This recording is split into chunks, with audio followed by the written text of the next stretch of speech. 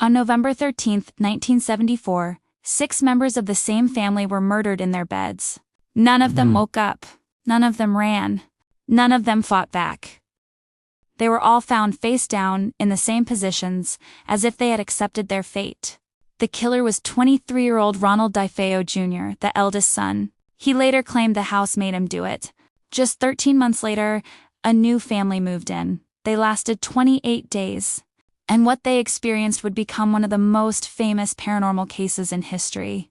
This is the true story of the Amityville haunting.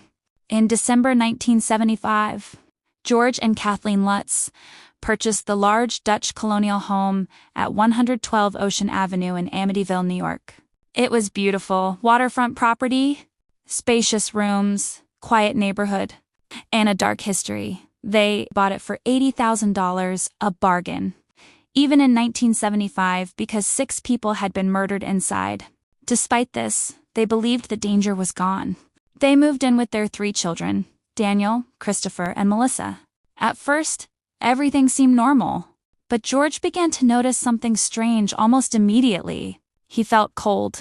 Not normal, winter cold. A deep, penetrating cold that stayed with him, even when the house was warm. He began waking up every night at exactly 3:15 a.m. Every single night he had no alarm clock set, but his eyes would open at the exact same time. 3:15 a.m. was the estimated time Ronald DeFeo Jr. had carried out the murders. George would walk through the house, checking doors and windows, unable to explain why he felt compelled to do so. Meanwhile, Kathleen began noticing unusual physical changes in George. His personality shifted. He became withdrawn, irritable, obsessive. He spent long periods staring at nothing.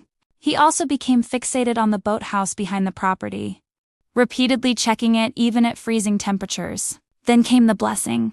Shortly after moving in, the family invited a Catholic priest, Father Ralph Pecoraro, to bless the home. As he walked upstairs into one of the bedrooms, he began praying and sprinkling holy water. Suddenly, he heard a loud voice behind him. It said clearly, "Get out." He looked.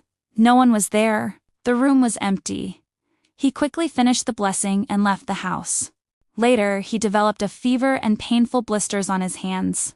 Each time he tried to contact the Lutz family to warn them, he claimed the phone line would fill with static or go dead. He would never return to the house. Inside the home, the Lutz family began experiencing things they could not explain. Large swarms of flies appeared in one of the upstairs rooms. This was December, the middle of winter. Flies should not have been present at all, especially in such numbers. Kathleen also reported finding strange, thick substances on the walls and keyholes, described as a greenish slime. George continued waking at 3:15 a.m. every night. He began having vivid nightmares about the murders. He dreamed of the killings in detail, despite never being told the exact positions of the bodies. He later claimed his dreams matched the actual crime scene photographs. Their daughter Melissa, who was just 5 years old, began talking about an imaginary friend. She called it Jody. She described Jody as a large pig-like creature with glowing red eyes. She said Jody could change shape. And she said Jody watched the family.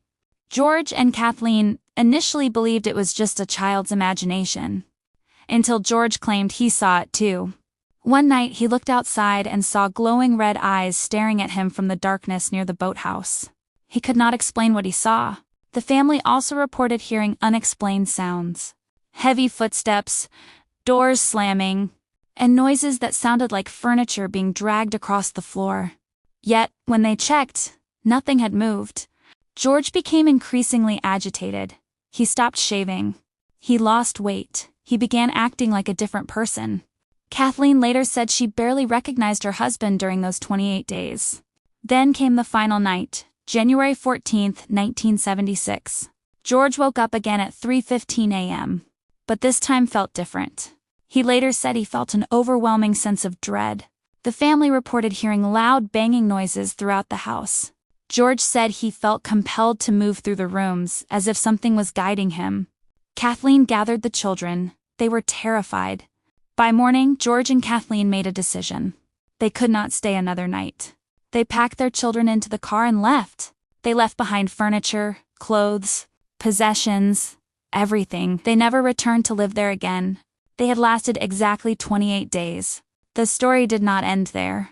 In February 1976, paranormal investigators Ed and Lorraine Warren conducted an investigation inside the house. During the investigation, a photographer captured a now famous infrared image.